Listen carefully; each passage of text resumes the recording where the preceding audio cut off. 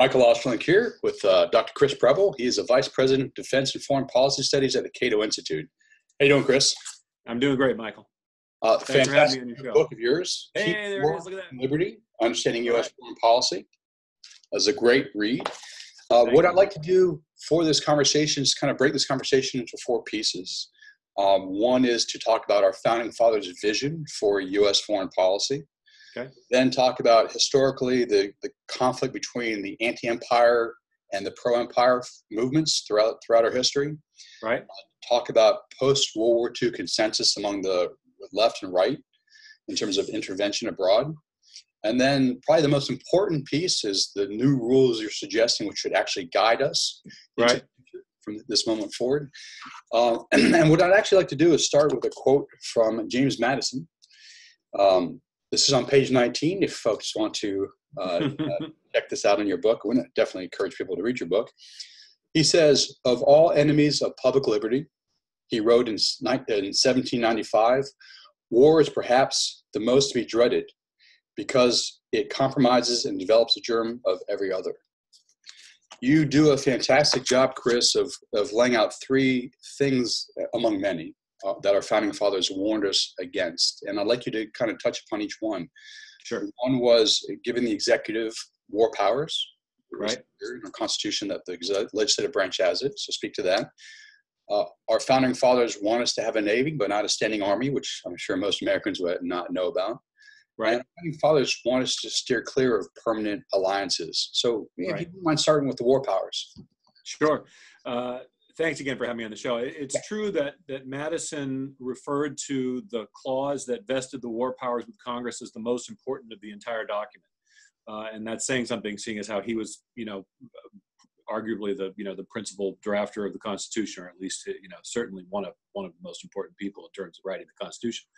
And I think he recognized and he talked at length about how the new government, the government they were creating, was intended to limit the country's ability to go to war, its propensity to go to war, and the branch of government that would be most prone to want to go to war was the executive. That was what history taught them, and I think he was right about that. Not that there aren't occasionally wars of popular passions. Madison talked about that as well, but for the most part, he was concerned, and many of his fellows as well, that a overly strong executive, one that had especially power to go to war at its discretion, would do so much more often.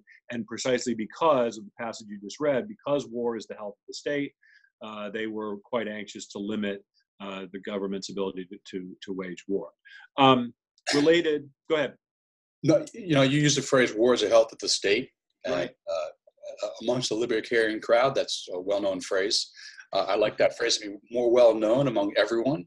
Yes. Can you explain what you mean by war is the health of the state? Well, the passage that you read is Madison, explaining that war is and there's other clauses in that same paragraph. War is the parent of armies. From these flow debt and taxes are the instruments that the government uses to enslave the people. It's again, you're right that among libertarians these phrases, these sort of iconic texts are something like are sort of like the Ten Commandments or something. But for others, it's helpful to remind them. And again, I think we have to emphasize the founders, especially those who, like Madison, were Federalists. They were creating a government that was stronger than the government that they were replacing under the Articles of Confederation. They, of course, were criticized for going too far and creating a too strong federal government. And I think the point that I've made and others here at Cato have made is that on balance, they struck the right balance between a strong federal state and an overly strong federal state. But critical to maintaining that balance was limiting the power of the executive and limiting the new federal government's ability to wage war. So related to that is the issue of standing armies versus navies. Constitution, of course, famously calls for the maintaining of a navy and the raising of an army, and this distinction is important. This wasn't just a rhetorical flourish. Of course, navies, as a practical matter, you can't really raise a navy in the same way that you can raise an army, and especially the way that armies were raised in the late 18th century, which is you would call people to arms, they would go to war, and then they would go back to tending their fields. We can still do that to a certain extent. We can still bring people into the military on relatively short notice, as we've done after around the major wars that required a large land army, like World War I and especially World War II. But you can't really do that with the Navy, especially sort of the advanced warships that we're talking about today. But even back then, the ability to build a warship wasn't entirely the same as being able to build a fishing vessel or a commercial ship. So they recognized this as a practical reason, but more importantly, they recognized that over the course of human history, armies had been the instruments for tyranny to, again, oppress the people, used, of course, by the state, deployed on allegedly sort of national security grounds, but again, as often as not, used by tyrants to keep the population under control. It's not technically true that the Constitution forbid an army. They did expect there would be a small professional one, but it did require, for example, that the funding for the army would only be funded for a period of every 2 years. So again, you'd have to go back and sort of ask the Congress to raise the necessary monies, which wasn't necessarily always easy to do. And so for them, I think both in the text of the document and everything that was written about the Constitution around that time, it's quite clear that the founders really did not expect there to be a large standing army. The piece is steering clear of permanent alliances. Right. So I think the most important document, which I cite at some length in the book, is, of course, Washington's farewell address, in which he talks about the need to avoid permanent alliances.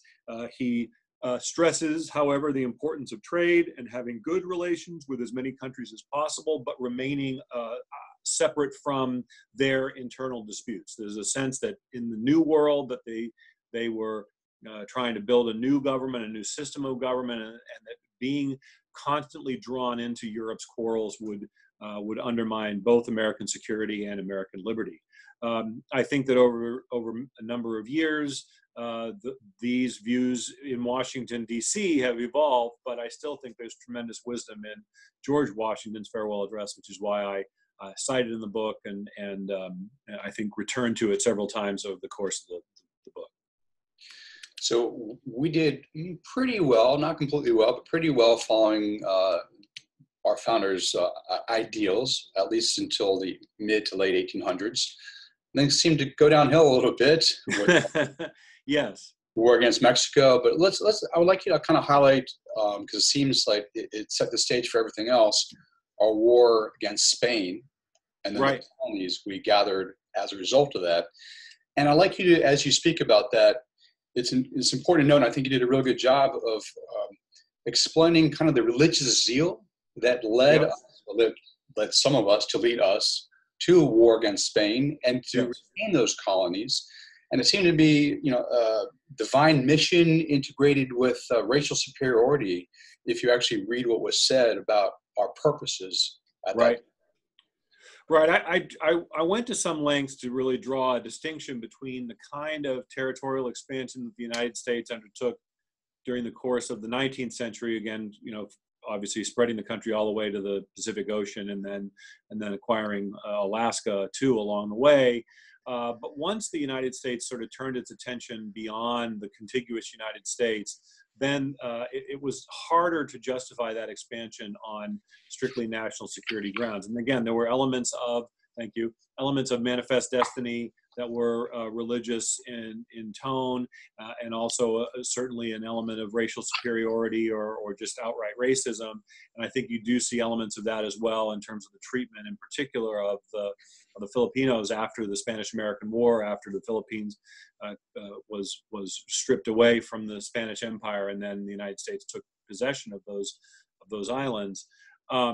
But I think that the religious mission and the sort of the purpose of the United States shifted from being mostly about making life good and allowing Americans to live a free life to something more approaching what we now know as Rudyard Kipling's white man's burden. That the United States, if we were to be taken seriously as a great power, the only way that we could do that is to become an empire ourselves. And again, I think this would be most upsetting to much of the founding generation who, again, they weren't above oppressing native peoples as they spread their own, settlements slowly westward in the late 18th and early 19th century. But the scale of the undertaking, especially in the putting down the Filipino insurrection, was much greater than what was done on a case-by-case basis in the 1800s. Of course, famously, there was an anti-imperialist league. There was a remarkable group of people who attempted to stop U.S. territorial expansion, and especially expansion to Hawaii and then to the Philippines. I relied heavily on Stephen Kinzer's book, The True Flag, which is terrific. But there were other books as well. Obviously, Walter McDougall has written about this. Also, there was a terrific book called 12 Against Empire by Robert Beisner, which is now unfortunately out of print, but it's a book that tells a lot about the Anti-Imperialist League, and a lot of what we know about them is in Beisner's book. So part of this was a journey for me as a historian, learning about some new periods that I hadn't studied very carefully, and I relied pretty heavily on these other sources. I also dug into one of my favorite historical speeches from the period, William Graham Sumner's speech, The Conquest of the United States by Spain, which I quote at some length, and we also now have available at the Cato at Libertarianism, the site that published my book. We have the full text of Sumner's speech, as well as we recorded a podcast where we had an actor read a good part of Sumner's speech, and it's a remarkable speech, and again, sadly, sort of timely and topical in spite of everything that's happened over the ensuing 120 years. It's interesting to note that the Anti-Imperialist League was very transpartisan in nature. Yes, even absolutely back then. Let me just acknowledge some of the folks who are part of that league: Mark Twain, Ambrose Bierce, former presidents Cleveland and Harrison. Yes. You had Carnegie, Andrew Carnegie, and Samuel Gompers. So it was a remarkable.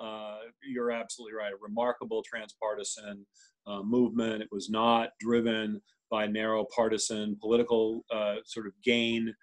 So yeah, it was a really interesting group of people who, I think, at a time when it was really not fashionable to question whether or not the United States should undertake this civilizing mission on the other side of the world, they really stood up and spoke to, I think, what America's founding principles were and still should be. Let me remind our listening audience what those principles are by actually reading briefly from their resolution adopted in 1898. And this is from the Anti-Imperialist League, their meeting. This is on page 50 for folks who want to go check this out. Quote, "The mission of the United States is to help the world by an example of successful self-government, and that to abandon the principles and the policy under which we have prospered and embrace the doctrine and practices now called imperial is to enter the path which, with other great republics, has ended in the downfall of free institutions. Our first duty is to cure the evils of our own country." Right. Powerful, powerful stuff. Sounds like nation building at home. We've heard this time and time again in American history. Yeah. So what I like to, so that, that's where we started gaining colonies. It didn't end there. We also had a couple of, I wouldn't call them wars. They weren't declared, obviously. Right. I don't even think they called them police actions. It was more like protecting certain business interests in South and Central America. Yeah, there was some of that for sure. Between 1906 and 1934. Speak to some of the countries we sent Marines down to. Well, we obviously we took possession of Cuba and Puerto Rico. In Cuba, there were restrictions that the Senate put on sort of the United States simply repeating what the Spanish had been doing in Cuba, which was again the argument, the case for going to war in the first place. And yet, notwithstanding those restrictions, the United States did go in and send the Marines into Cuba. The Dominican Republic is another example. Nicaragua, Mexico. So there were definitely some interventions, and of course the seizure of Panama from Colombia that became obviously the Panama Canal Zone, and the building of the Panama Canal. So there were a number of actions taken in the late 1800s and especially into the early 1900s that we of course created the good neighbor policy. That was under Franklin Delano Roosevelt. That was to undo some of our actions, I think, which can fairly be called a bad neighbor policy, at least in the first 30 or so years of the 20th century. You explain what we mean by a war as a health of the state, and liberty is lost at home during wartime. And I think you give two great examples during World War II. Eugene Debs, who was critical of our entrance in the First World War, spent 10 years in prison. Right. You also acknowledged movie producer Robert Goldstein, who did explain what movie he did while he went to prison. So this was a case that I learned of from my colleague Ted Galen Carpenter, my mentor and my predecessor here. Years ago, he wrote a book called The Captive Press, which explored sort of the different ways that war and preparing for war can be harmful to liberty and especially to a free press. And one of the cases that he highlights is of arresting and charging and jailing a producer for making a movie about the American Revolution. This was during the time of World War I, and this is, of course, when our ally, Great Britain, was put in an unfavorable light by a movie which talked about the American Revolution, and for that reason he was thrown in jail. As you know, Eugene Debs ran for president at least one time from a jail cell, effectively. Again, for his offense was for questioning conscription, for questioning a draft. That was one of his sort of key offenses. But more generally, I think even in places where individuals are not subject to arrest and incarceration, again, the Japanese Americans during World War II, one of the more famous and horrific cases as well. But even in instances where it stops short of that sort of overt and obvious violations of individual rights, there's a much more pervasive sense of sort of self-censorship and an unwillingness to call attention to government abuses because you will seem unpatriotic. Again, this is sort of the way it's cast. And in some sense, again, this is perfectly understandable. It seems, as I explained in the book, it seems rather petty to complain about, in World War II, for example, rationing or the unavailability of certain meats or fishes or things like that when a neighbor's son was killed, in Guadalcanal. So, those sorts of sort of social stigma and social pressure on top of the expanded power of the state, which is why war is so threatening to liberty across a very broad scope.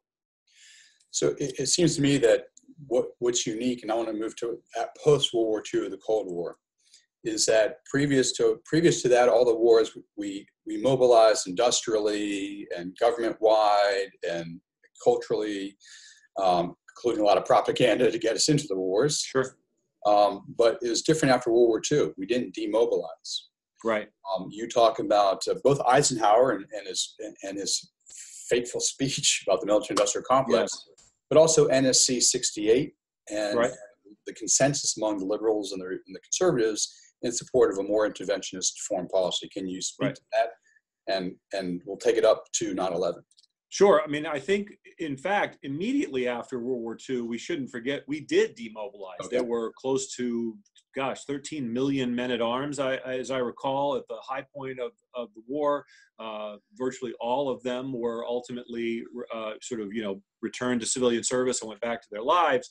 But we forget that because very quickly, after that, in the late 1940s, as the competition with the Soviet Union really heated up, and we started to sense the Soviet Union as being a key challenger, not just militarily but also ideologically, you see a return, a new argument for a permanent national security state. You have the passage of the National Security Act in 1947. Which created not just the Air Force, but also the CIA and other things like that. And that's a sort of a permanent bureaucracy for the state. Then, of course, quickly followed by the Chinese victory and the Chinese Communist victory in the Chinese Civil War, Soviet Union detonating a nuclear weapon, and then the Korean conflict in 1950. All of those things sort of built energy and momentum behind a permanent state and permanent mobilization for war. Again, the argument was that it was mostly as a deterrent. It was not intended to actually go to war, but we did wage war in Korea and then later in Vietnam.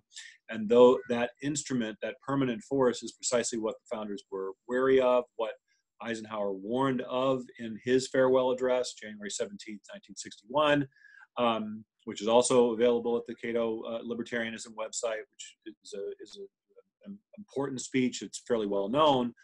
Perhaps less well known is Eisenhower's speech, The Chance for Peace, which he gave in April of 1953. It was one of his first public speeches as president, actually. And so the point was that this man who had lived basically his entire adulthood in uniform harbored very grave concerns about the imbalance that was being created in American society, where too much power and authority was invested in the military and too little in civilian institutions, but equally important, the private sector.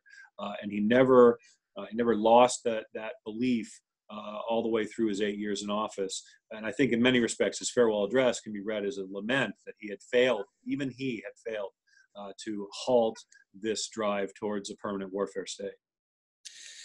And then the permanent warfare states continues up until 9/11. But actually, what I'd like to do is take it to 1997, obviously 4 years before 9/11. I think it's important for Americans to be reminded of their history, especially since war drums are now being beaten for war with Iran, which keeps come and go, unfortunately. 1997, the Project for New American Century by some of our neoconservative friends, William Crystal and Robert Keegan, were promoting the removal of Saddam. Around the same time as the Iraq Liberation Act, which under Clinton actually called for regime change in Iraq. Then you have Chalabi, kind of propagandizing the Americans in support of regime change. So, kind of speak to that whole thing, because obviously that wasn't immediately successful, but ended up being successful to regime change, not successful in the end for us, but in 2003. Yeah, I think this is one of those cases in fairly recent American history, which most Americans have forgotten. They think of Iraq as an outgrowth of 9/11, the terrorist attacks on 9/11, and they see Iraq as part of the 9/11 wars and sort of somehow connected to Al-Qaeda. And as I try to explain in the book, that simply isn't the case. The war in Iraq was not, in fact, at all related to the war against Al-Qaeda, for example, in Afghanistan. And yet you had in place a group of people who were determined to overthrow Saddam Hussein. They saw him as a brutal dictator, but they also saw him as a threat to the United States and to other countries in the Persian Gulf and greater Middle East region. And so they were agitating for his removal for a number of years.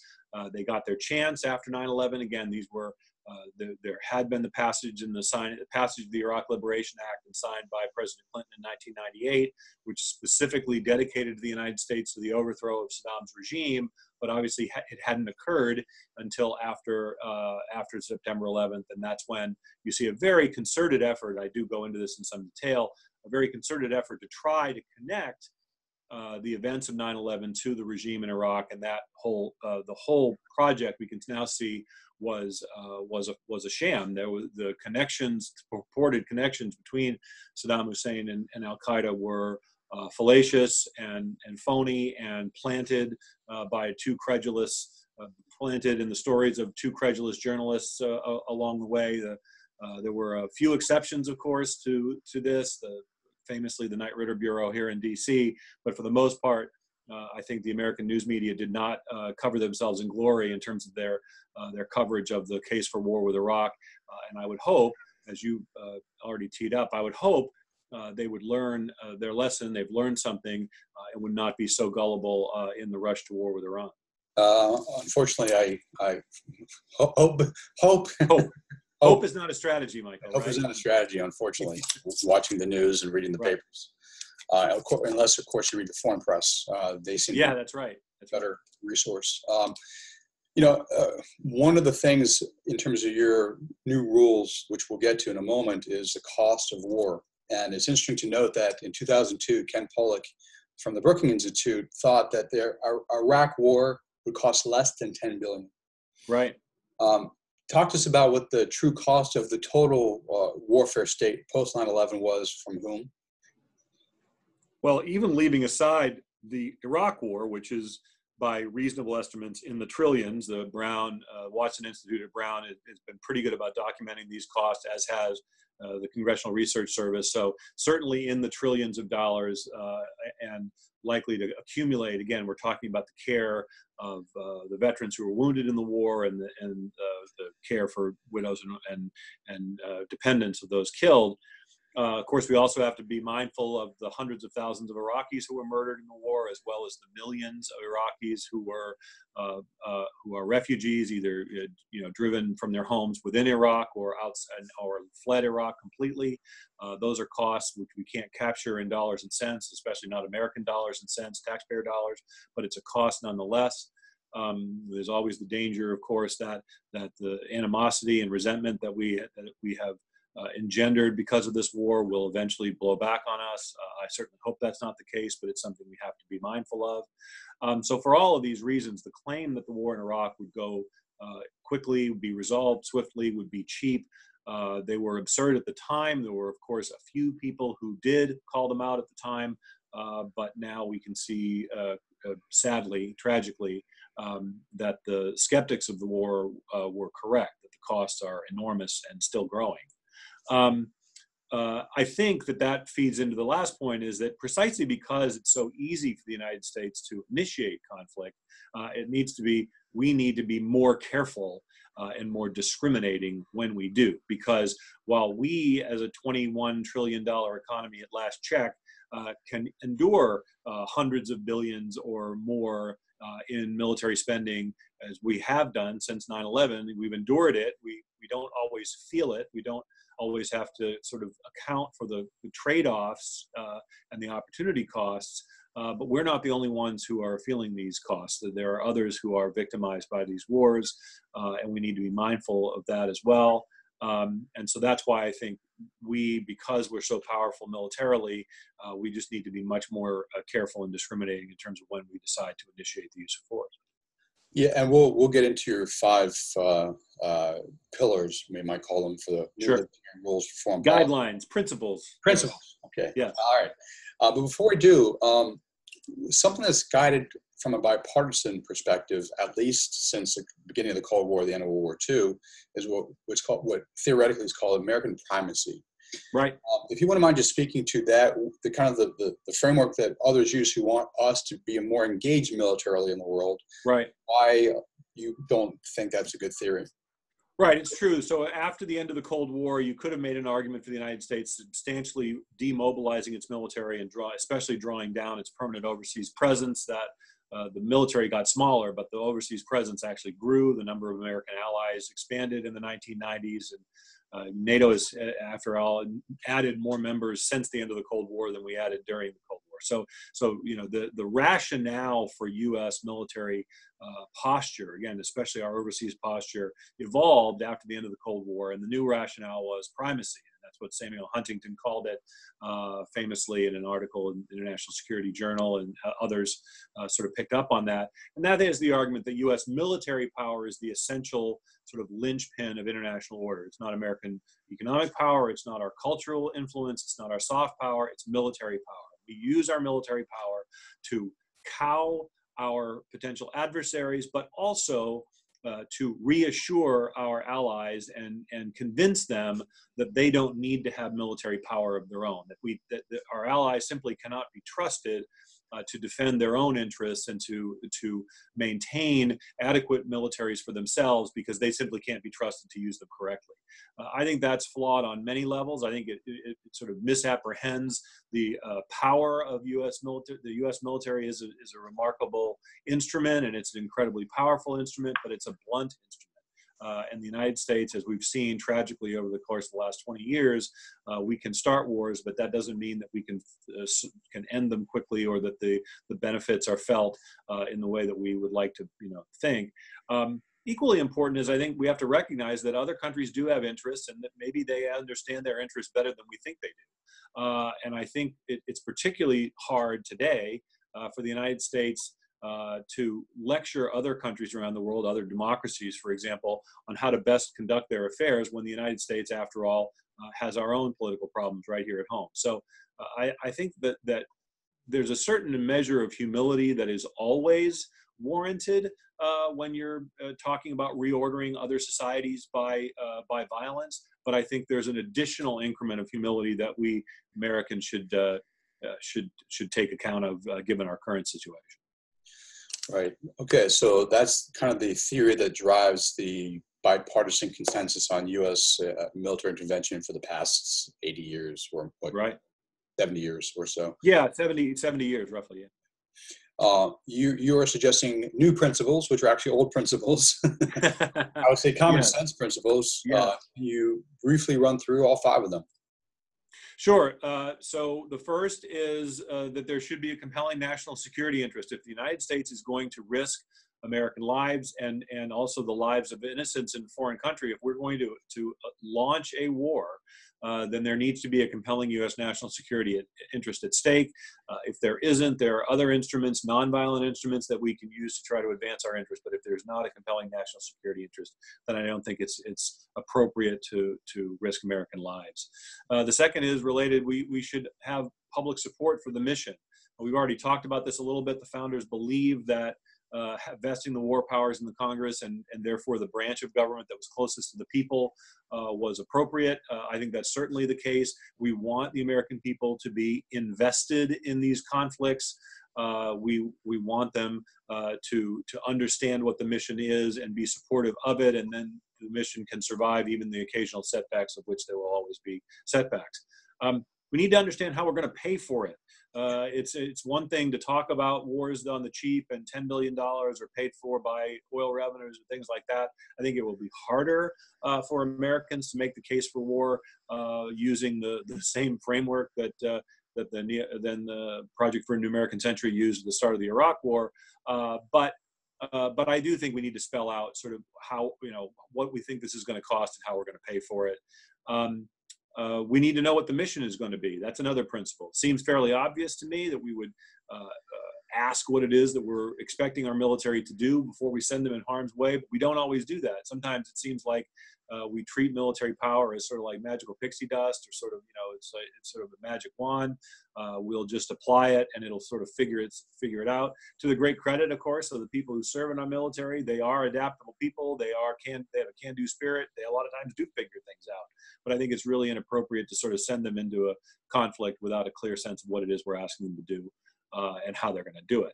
And lastly, and I think this relates sort of back to the beginning, precisely because the United States is so powerful militarily, we have an additional obligation to be reticent to use force. So force should be a last resort. No disrespect to the Danes or the Germans even, or, a big country like Germany has a small military, or, other countries in the world that have small militaries that are rarely used. For the United States, which has a large military that is often used, I think it's particularly incumbent upon us to demonstrate and to think carefully about when that military is used. Otherwise, we are likely to overuse it, which I think is precisely what's happened over the last 20 years. Definitely so. So your new book, Peace, War, Understanding U.S. Foreign Policy by Dr. Chris Preble. Where can folks both find your book, and you also do a lot of writing independent of your new book? Where can they find it as well? Well, all of my work is available on the Cato website, cato.org. I recommend not just my own work, but that of all my colleagues here in the Defense and Foreign Policy Department.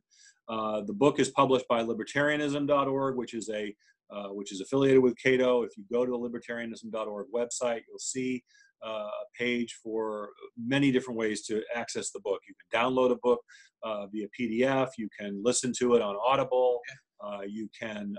There's a video, there's some podcasts. You can purchase it from Amazon. It really is available in lots of different ways. So however you consume content these days, there are multiple different ways to do it. And I definitely encourage people to do so. It's a fantastic book. Thank you, Chris. Thank you, Michael. Thank you very much for having me on your show.